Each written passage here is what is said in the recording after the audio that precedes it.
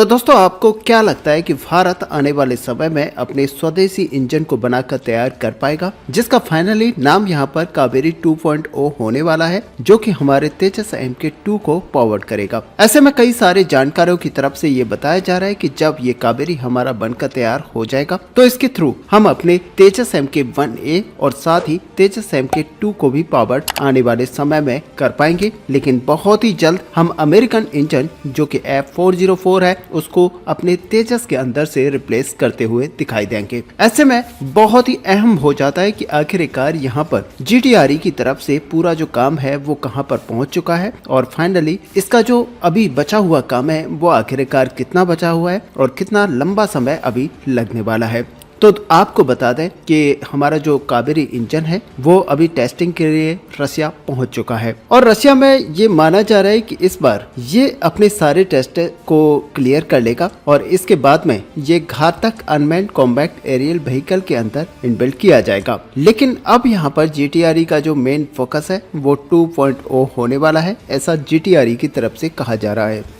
उनकी तरफ से ये भी कहा जा रहा है कि हमने बहुत ही सारे एक्सपर्टाइज को यहाँ पर हासिल कर लिया है और जब बात यहाँ पर जेट इंजन टेक्नोलॉजी की होती है तो आपको बता दें कि कावेरी 2.0 इंजन हमारे फोकस में सबसे ज्यादा प्राथमिकता पर बना हुआ है और आने वाले समय में भी कावेरी 2.0 और इसके जो डेरिवेटिव्स हैं यहाँ पर तैयार किए जाएंगे। साथ ही GTRE की तरफ से ये क्लियर कर दिया गया है कि कुछ लोगों के मन में जो कंफ्यूजन है कि क्या ये इंजन आने वाले समय में हमारे 4th जनरेशन के फाइटर जेट्स के अंदर इस्तेमाल किए जा सकते हैं। तो यहाँ पर GTRE का साफ कहना है कि हमारे जो भी इंजन्स या फिर उसके डेरिवेटिव आने वाले समय में बनकर तैयार होने वाले हैं, इनको हम अपने 4th जनरेशन के फाइटर जेट के अंदर इस्तेमाल करेंगे। ऐसे में कावेरी इंजन को लेकर GTRE की तरफ से कहा जाना एक तरह से काफी बड़ी बात है। वैसे आपको बता दें कि ये अभी भी 4th जनरेशन के फाइटर जेट के लिए सुटेबल नहीं है और आने वाले समय में जब इनको बहुत ही ज्यादा एडवांस लेवल पर पहुंचा दिया जाएगा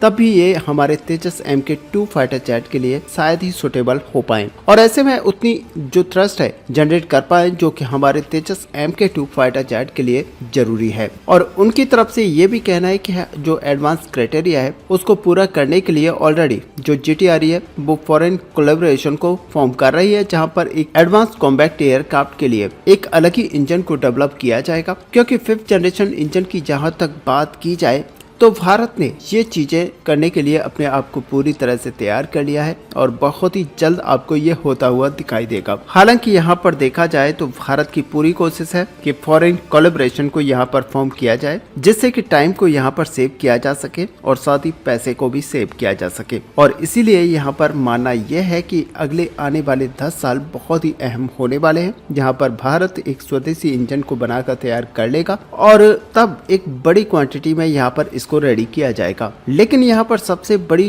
जो चीज है वो यहाँ पर आइडेंटिफाई की गई है GTRE की तरफ से कि भारत में जो एडवांस फैसिलिटीज है उनका ना होना हमारे लिए हमेशा से एक बड़ा सेटबैक रहा है और ये आज भी है। ऐसे में उनका कहना है कि भारत में ना तो हाई एल्टीट्यूड के टेस्ट को एग्जीक्यूट करने के लिए कोई टेस्ट बेड है और ना ही हमारे पास कावेरी इंजन का जो इंड्योरेंस और एफिशिएंसी वैल्यूएशन है वो करने के लिए जो अभी एक इक्विपमेंट्स होते हैं वो अवेलेबल है। और सबसे बड़ी बात यह है कि रियल वर्ल्ड की जो फ्लाइट सिनेरियो है उसको टेस्टिंग करने के लिए बहुत सारे इक्विपमेंट्स की जरूरत यहाँ पर होती है, लेकिन अभी भारत के पास ये सारे मौजूद नहीं है। और सबसे बड़ी बात यह है कि हमारे पास इन सारी फ्लाइट टेस्टिंग को करने के लिए कोई टेस्ट बेड भी मौजूद नहीं है। ऐसे में यहाँ पर बीच में ये बात निकल कर आई थी कि HAL की तरफ से GTRE को एक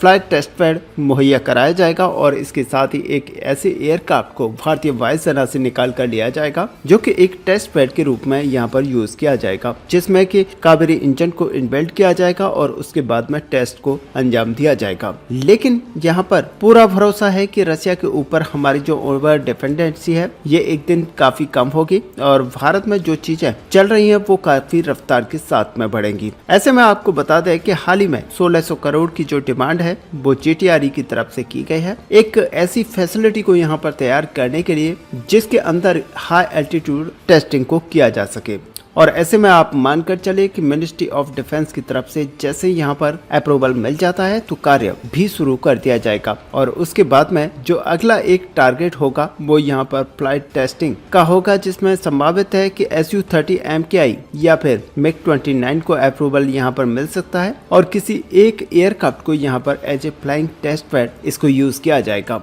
ऐसे में गैस टरबाइन रिसर्च एस्टेब्लिशमेंट का ये कहना है कि हमारे पास अभी इतनी एक्सपर्टाइज है कि हम कावेरी 2.0 को एक एडवांस इंजन बना पाए और इसका जो प्रमाण है वो यहाँ पर कावेरी 2.0 के दौरान आपको देखने को मिलेगा। ऐसे में जब थ्रस्ट की बात यहाँ पर आती है तो उनका दावा है कि ये इंजन करीब 60 किलोन्यूटन का ड्राई थ्रस्ट और 90 किलोन्यूटन का वेट थ्रस्ट जनरेट करने में कैपेबल है। इसका मतलब ये होता है कि न केवल इसको तेजस मार्क 1A में इस्तेमाल किया जाएगा बल्कि अगर चाहे तो इसको तेजस मार्क 2 को पावर करने के लिए भी सफिशिएंट होगा, लेकिन इसके लिए हमें जो फंड्स हैं वो समय पर चाहिए होंगे और फंड्स में अगर डिले यहाँ पर देखने को मिलता है तो इसका डायरेक्ट जो इम्पैक्ट है वो हमारे प्रोजेक्ट्स पर आएगा और ऐसे में जो टाइमलाइन है वो यहाँ पर बढ़ जाएगी। ऐसे में उनका ये भी कहना है कि कावेरी 2.0 के जो रोड मैप है वो यहाँ पर तैयार किए जा चुके हैं। जरूरी ये हो जाता है कि कावेरी जो मौजूदा इंजन है उसको यहाँ पर सारे सर्टिफिकेशंस मिल जाएं तो फिर इसका जो एडवांस वेरिएंट है उस पर भी काम करना स्टार्ट कर दिया जाएगा। ऐसे में आपको हमने पहले भी बताया कि रसिया के अंदर हमारा कावेरी इंजन एक हाई एल्टीट्यूड टेस्ट के लिए गया हुआ है जो कि एक IL-6 एयरक्राफ्ट के अंदर इस्तेमाल करते हुए टेस्ट किया जाएगा और उसके बाद में जो 70 घंटे की टेस्टिंग है वो यहाँ पर की जाएगी और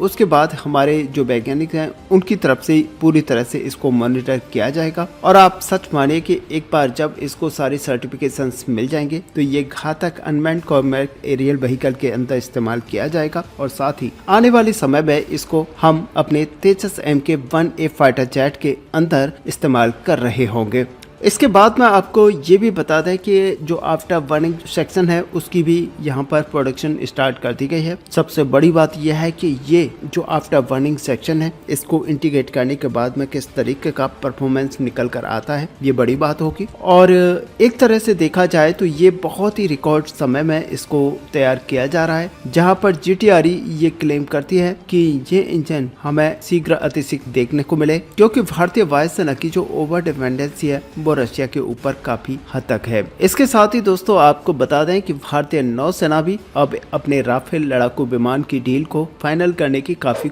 करीब पहुंच चुकी है और ऐसे में अब जो नया अपडेट निकल कर आ रहा है वो ये है कि अभी प्रधानमंत्री नरेंद्र मोदी जी फ्रांस की यात्रा पर जाने वाले हैं और वहां पर माना जा रहा है कि इस डील को फाइनलाइज कर लिया जाएगा, साथ ही MOU भी साइन कर लिया जाएगा और ऐसे में आप समझ सकते हैं कि ये जो पूरी डील है वो बहुत ही जल्द आपको पूरी होती हुई दिखाई देगी, जहां पर राफेल लड़ाकू विमानों को बहुत जल्द भारतीय वायुसेना के अंदर इंडक्ट कराया जाएगा। ऐसे में दोस्तों यहाँ पर देखना ये होगा कि राफेल M को खरीदने का जो डिसीजन भारतीय नौसेना की तरफ से रखा गया है वो काफी सोचा समझा डिसीजन है और इसके अंदर जो भारतीय वायुसेना है वो एडवांस कैरियर एयरक्राफ्ट को खरीद रही है और ऐसे में आप देखने को मिलेगा कि यहाँ पर भारतीय वायुसेना की तरफ से नौसेना की तरफ से कुछ इस तरीके के काम किए जा रहे हैं जो कि भारत के बहुत ही ज्यादा फेवर में है और जिनको पहले बहुत दिक्कतों के साथ करना पड़ता था। ऐसे में सबसे बड़ी बात यह है कि भारतीय नौसेना और वायुसेना अगर अभी सीमा पर एक बड़ी निगरानी करने के लिए एक ऐसे एयरक्राफ्ट को चाहती है और साथ ही नौसेना अपने पूरे क्षेत्र को यहाँ पर कंट्रोल करने के लिए एक ऐसे एयरक्राफ्ट को चाहती है जो कि राफेल का ही वेरिएंट हो और